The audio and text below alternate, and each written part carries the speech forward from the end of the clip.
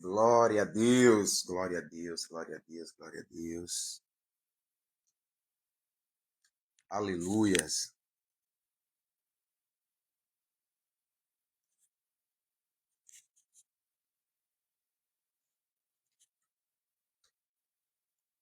Povo de Deus, muito boa noite. Que Deus e os céus os abençoe em o nome do Senhor Jesus Cristo.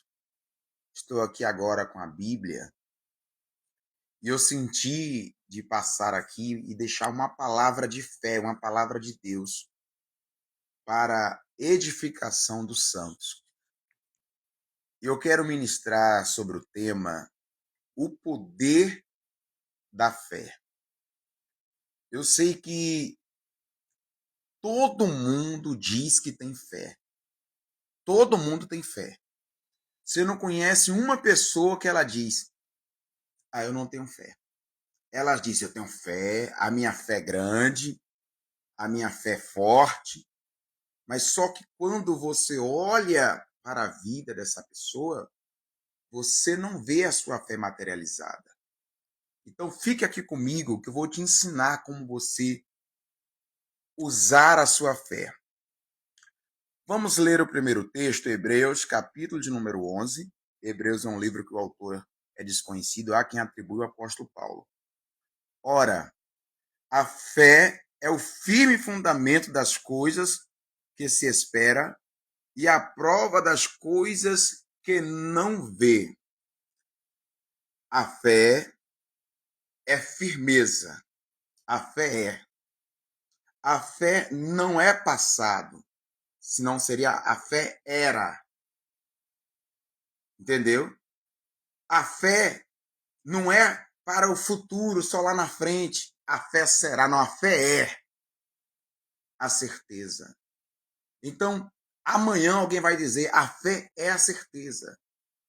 Eu não estou vendo, mas eu tenho a certeza que Deus fará. Primeiro, o que é a fé? A fé é um sentimento? A fé é uma emoção? A fé é uma convicção? Desses três, escreva no comentário o que é que você acha que é a fé. Sentimento, emoção ou convicção? Baseado na palavra de Deus, a fé é convicção, certeza que Deus fará, que Deus é, que Deus tem.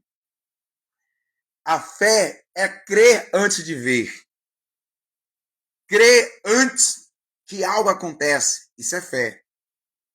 Confiar mesmo que tudo que os teus olhos estejam vendo seja um relatório totalmente diferente daquilo que você está sentindo. A fé é andar com Deus no vale da sombra da morte, acreditando que mal nenhum lhe acontecerá. Segundo tópico, a fé move o impossível. E possamos olhar a palavra de Deus, a Bíblia diz em Mateus 17:20, se tiverdes fé como um grão de mostarda, direis a este monte, passa-te daqui para acolá, e será possível. A fé é o poder que Deus nos deu para operar milagres, maravilhas, curas e prodígios, tá? E cada uma dessas coisas, você tem que ter um nível de fé. Olha o nível de fé de Abraão, olha o nível de fé de Davi. Cada um desses homens citados e outros tinha o seu nível de fé, que era baseado na sua intimidade com Deus. E a fé, ela aumenta conforme você vai andando com Deus, vai ouvindo a voz de Deus, vai praticando o que Deus está pedindo, chega um momento que você se torna firme e forte na fé.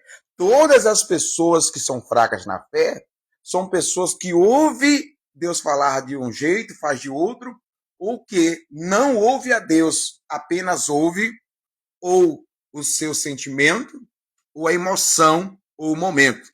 Isso não tem nada a ver com fé. A fé move o impossível. A fé move montanhas, quebra barreiras, abre caminhos. Não é o tamanho da fé que fará o resultado. É quem está usando. É como você está direcionando essa arma tão poderosa que é a fé. E como que a fé se materializa? A fé é diferente do sentimento e da emoção. A emoção, se você ouvir uma boa música, ela fica à flor da pele.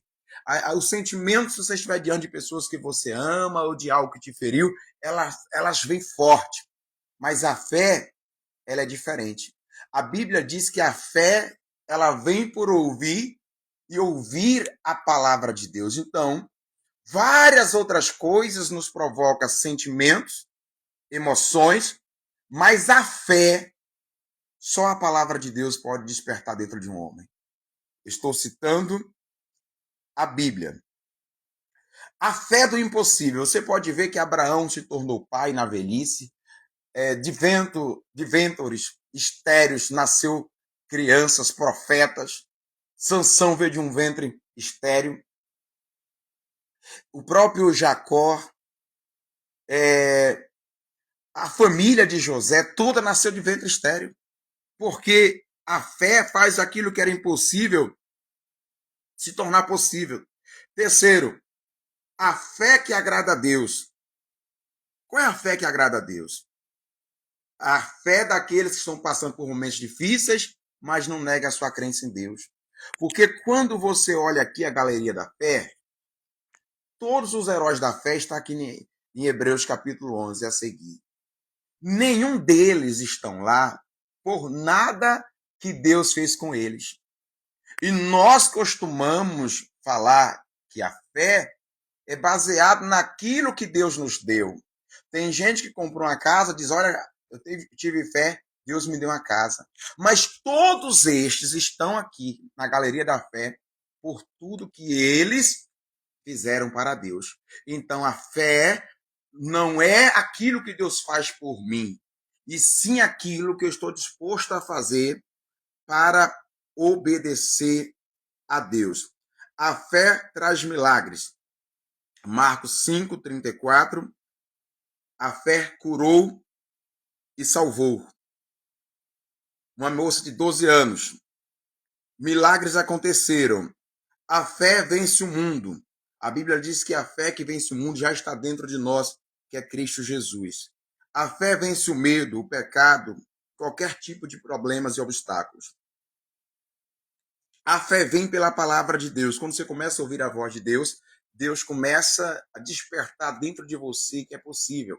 O doente passa a acreditar na cura, o triste começa a acreditar na alegria, o perdido começa a encontrar o caminho que é Jesus. Então, todas as vezes que você estiver para baixo, enfrentando a grande luta, abra a Bíblia e vai ler a palavra.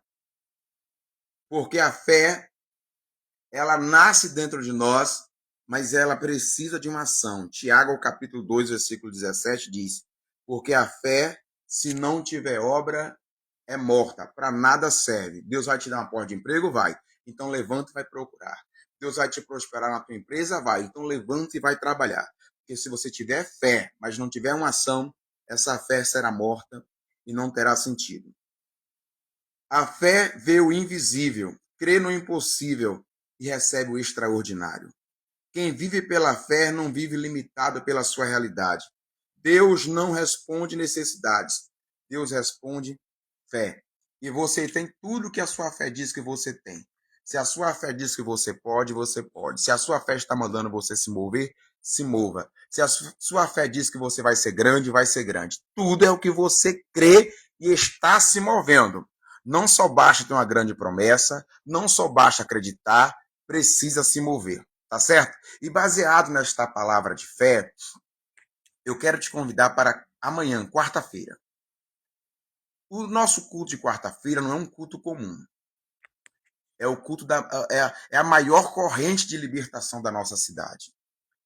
E quem são as pessoas que a gente convida? Os desempregados, que acreditam que Deus abre portas. Os que estão enfrentando uma luta no casamento.